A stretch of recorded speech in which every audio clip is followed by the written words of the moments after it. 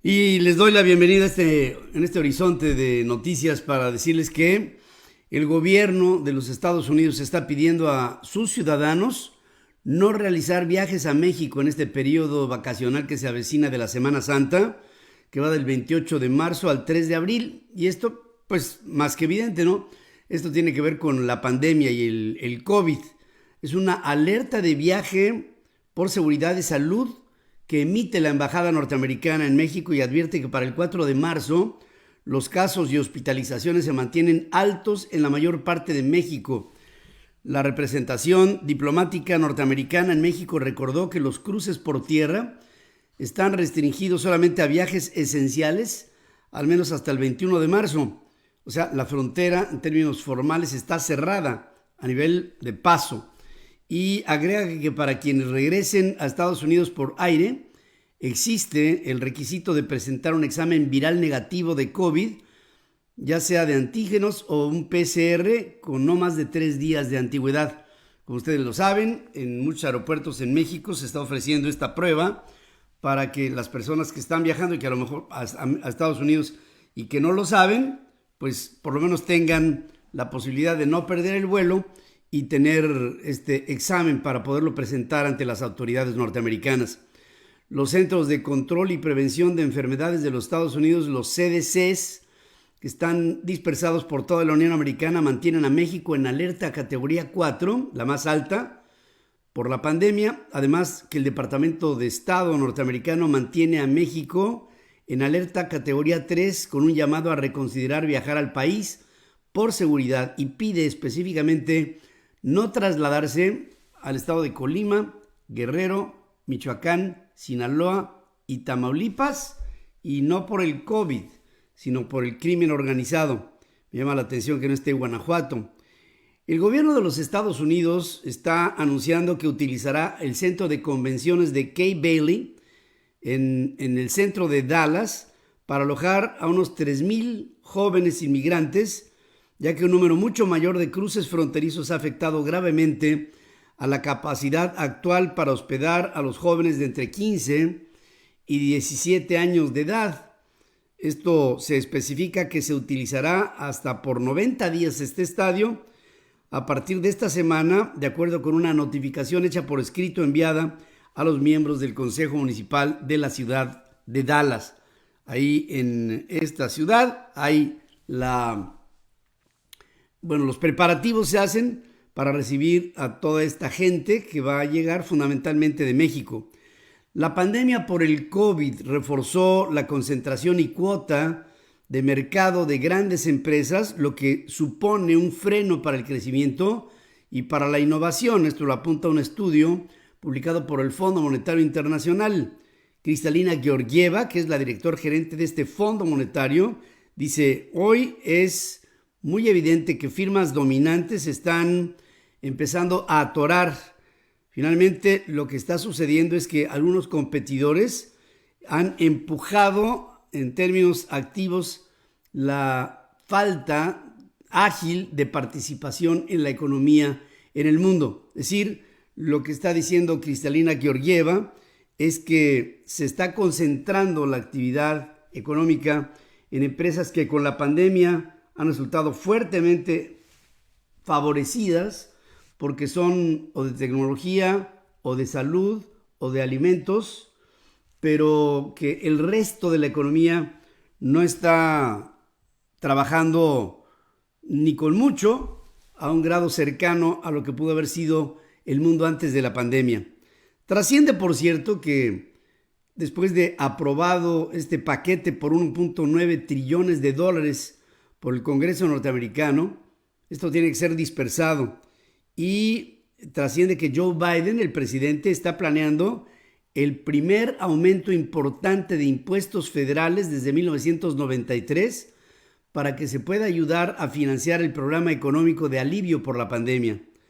A diferencia de la ley de estímulo de 1.9 trillones, que es una iniciativa que se espera aún dé mejores resultados de lo que hasta este momento se han podido prever, la deuda pública tiene como fuente de financiamiento a los impuestos y entonces se están elaborando estrategias para un paquete de medidas que podría incluir un aumento tanto en la tasa impositiva corporativa como en la tasa individual para personas de altos ingresos en la economía norteamericana. Dicen que este plan, según analistas, pondrá a prueba la capacidad del presidente Biden para cortejar a los republicanos, así como la capacidad de los demócratas para permanecer unidos. Si la Casa Blanca rechaza en principio un impuesto a la riqueza, como propuso la senadora demócrata Elizabeth Warren, el pensamiento actual de la administración sí está apuntando a que los ricos paguen más dinero.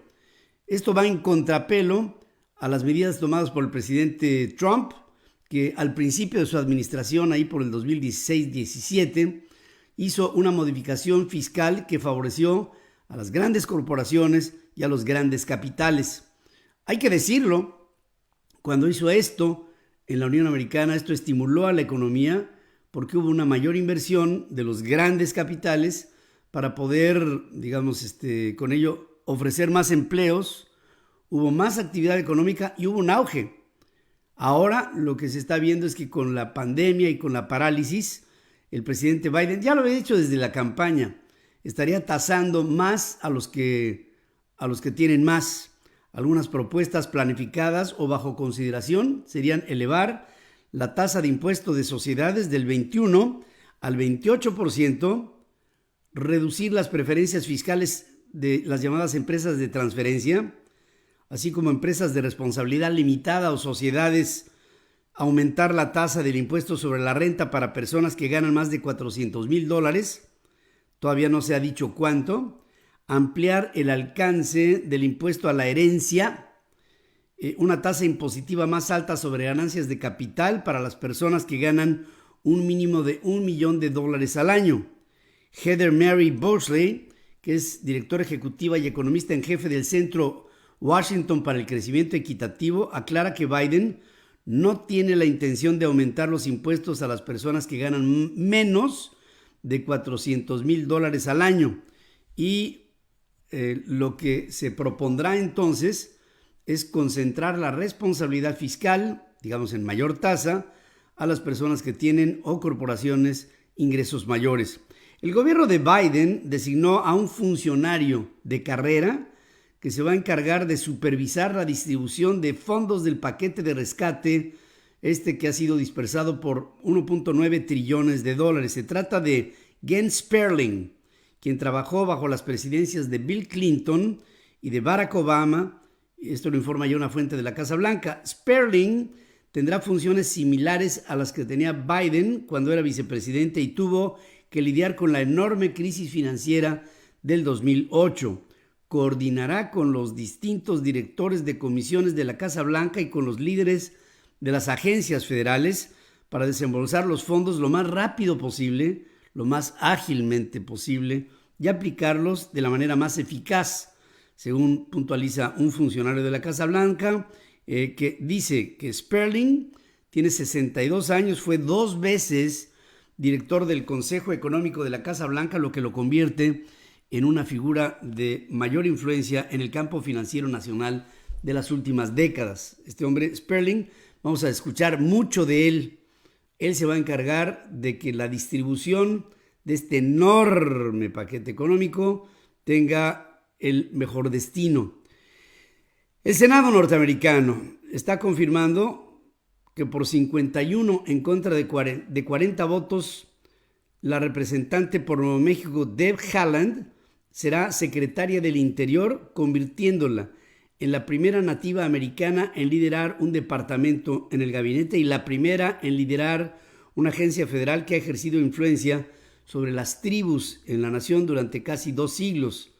Y Chuck Schumer, el líder de la mayoría en el Senado, dice: esta confirmación de Haaland representa un paso gigante en la creación de un gobierno que represente con riqueza a la diversidad de nuestro país, porque los nativos americanos por mucho tiempo fueron negados de este tipo de puestos y ahora habrá una cantidad importante de ofertas para que los nativos americanos tengan puestos de responsabilidad en el nuevo gobierno.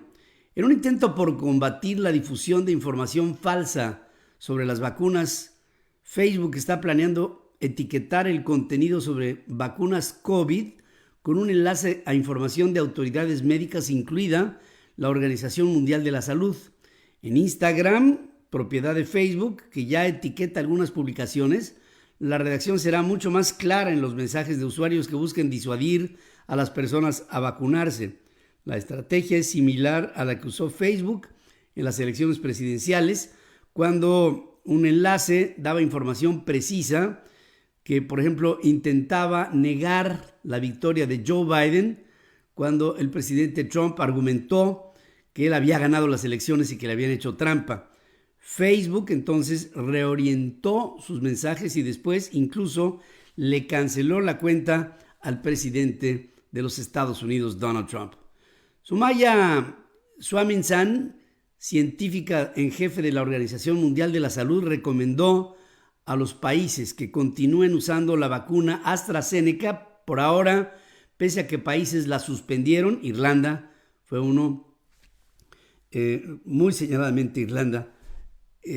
Noruega fue otro, que hablaban de la preocupación de la formación de posibles coágulos de sangre en algunas personas que la recibieron. Dice que no se justifica que la gente entre en pánico. No hay información documentada que ligue a la AstraZeneca con estos síntomas.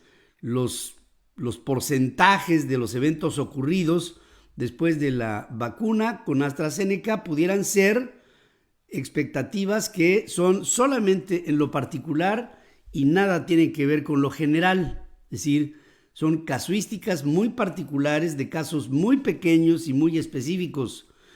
Tedros Adhanom Ghebreyesus, que es el director general de la Organización Mundial de la Salud, respaldó que los sistemas destinados a proteger la salud siguen funcionando como deben de hacerlo.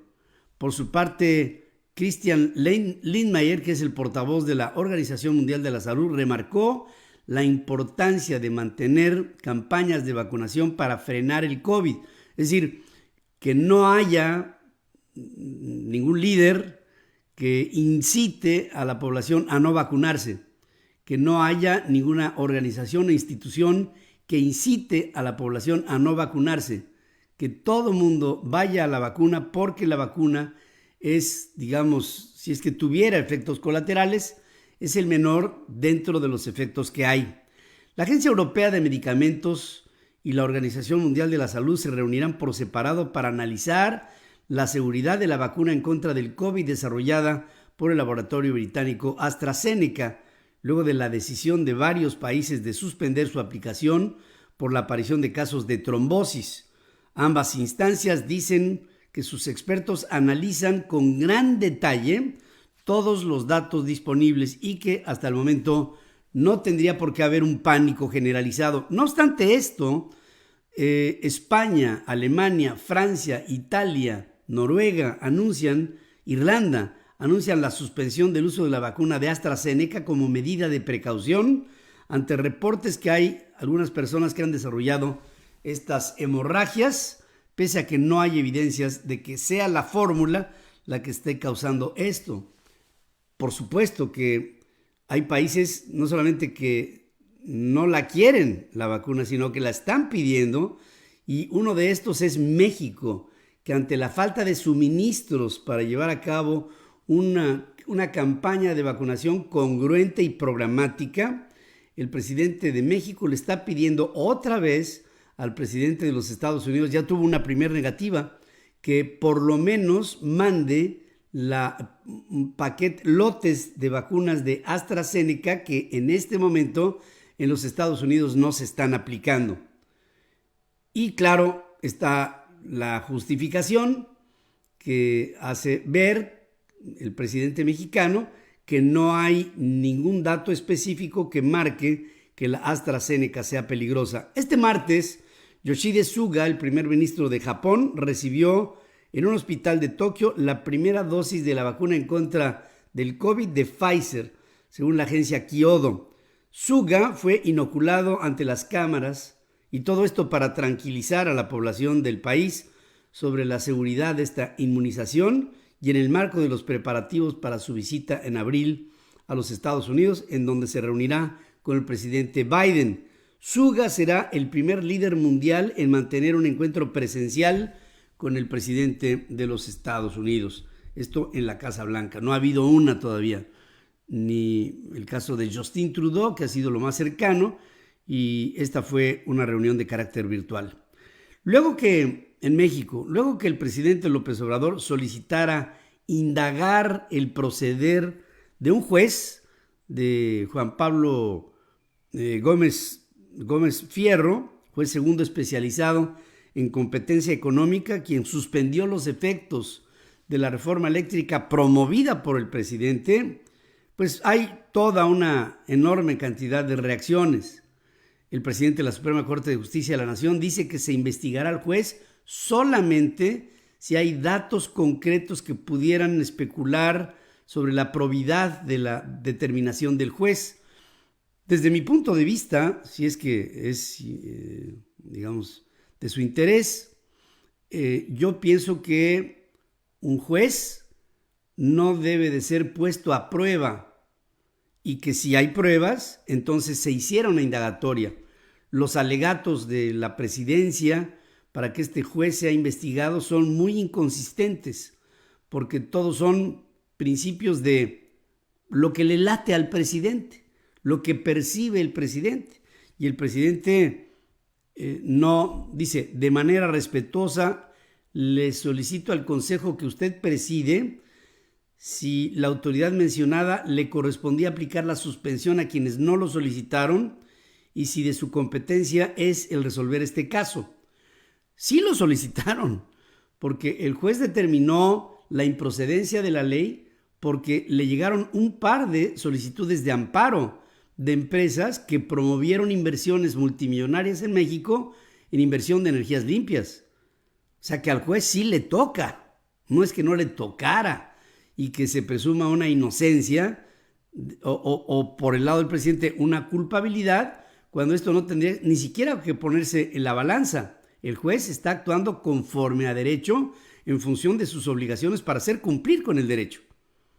Al responder a las acusaciones de Andrés Manuel López Obrador de formar parte de un agrupamiento conservador y reaccionario que se opone a las acciones de las políticas del gobierno federal, otro ex magistrado de la Suprema Corte de Justicia, José Ramón Cosío, ministro en retiro, dijo que le preocupan las afirmaciones fuera de contexto del presidente, no solamente por lo sesgado del comentario, sino porque lo que se ve claramente es que el presidente de México no entiende de derecho, no entiende de lo que fue la decisión de un juez que supuestamente es uno de los alumnos de José Ramón Cosío y que Juan Pablo Gómez Fierro pudiera haber actuado bajo la influencia de este ministro en retiro.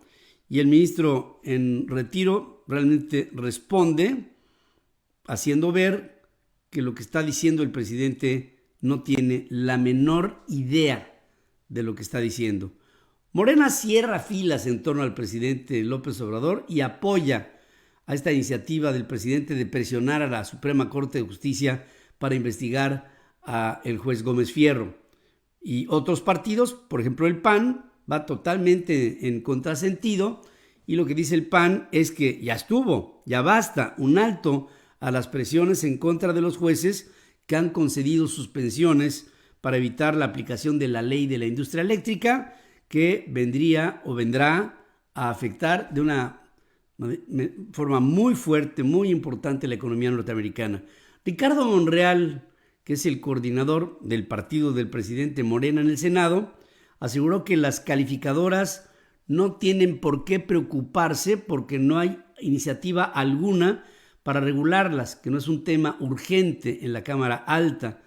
Y dice que lo que dijo sobre las calificadoras fue sacado de contexto. Cuando les reacciona feo a cualquier político de estos, como Ricardo Monreal, dice que las cosas fueron sacadas de contexto y que en ningún momento sugirió que las calificadoras fueran calificadas.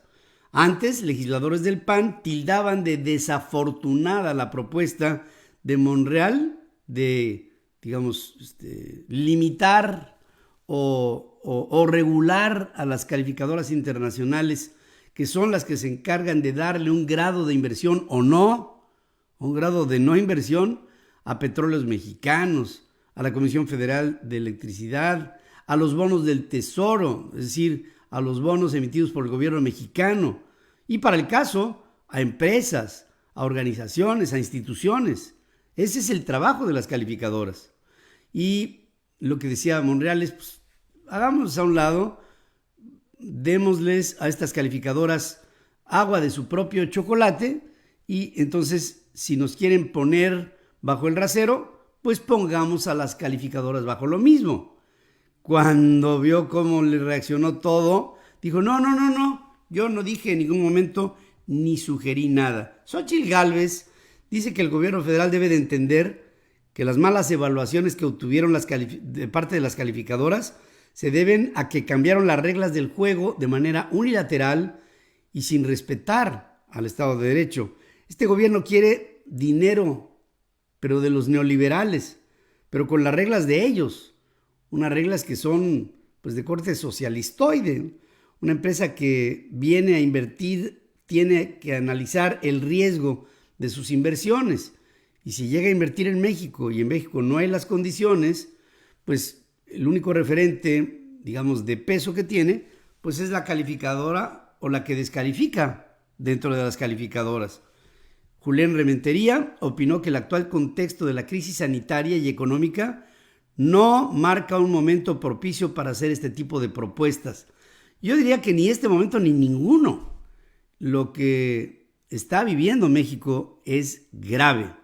Y solamente para decirles así, dentro de los países, digamos, del mundo del desarrollo, el grupo del G20, México es uno de los 5 países que tendrá el menor desempeño para sacar en este caso, México, de la profunda recesión a la que caímos el año pasado, de menos 8.5%.